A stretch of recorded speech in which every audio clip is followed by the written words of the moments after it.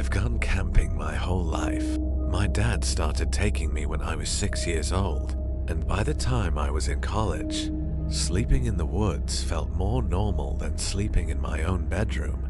At least, it used to. This happened 3 years ago during late October.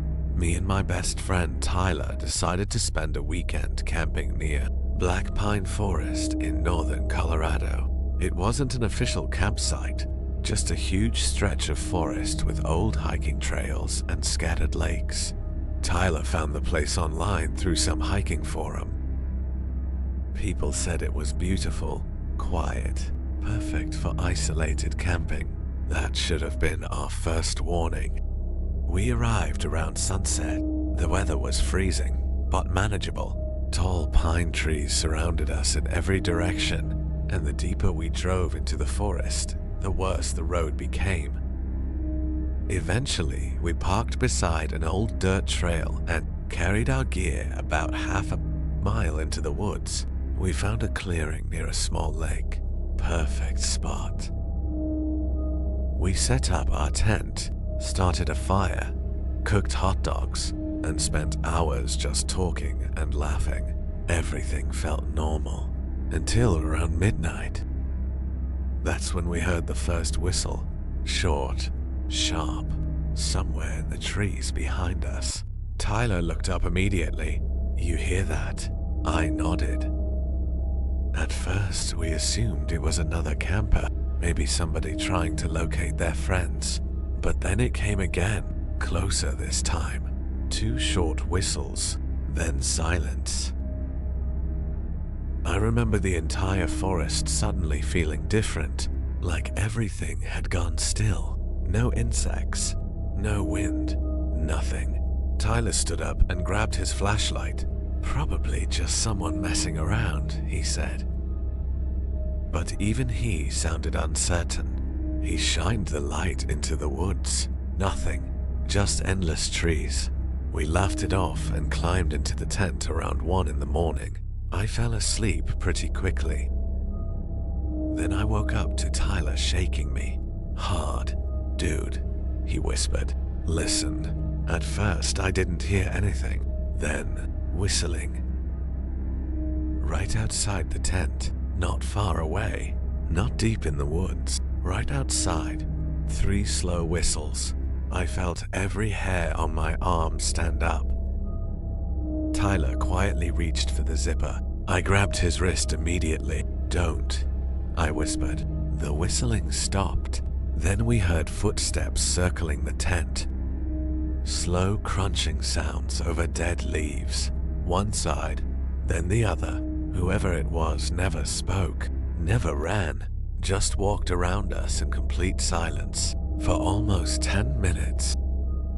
I was too terrified to move. Then suddenly, tap, something touched the side of the tent. I froze. Another tap, then another, like someone pressing their fingers against the fabric. Tyler finally shouted, "Hey!" Instant silence. The footsteps stopped immediately. No movement, no whistles, nothing. We sat there for another hour holding flashlights and knives like idiots. Eventually, Tyler built up the courage to look outside. He unzipped the tent fast and pointed the flashlight everywhere. Nothing. No person. No animal. But beside the tent, there were footprints. Bare footprints. Human. The ground was freezing cold. There's no way somebody was walking around barefoot in October. That should have been enough for us to leave. But we stayed. Worst decision of my life. At around 3 a.m., we heard the whistle again. Except this time, it came from across the lake, and another whistle answered it from deeper in the woods behind us. Then another, and another, like multiple people communicating. That's when Tyler said, "We're leaving, right now." We didn't even pack properly. We threw everything into bags and started hiking back toward the car, with flashlights shaking in our hands.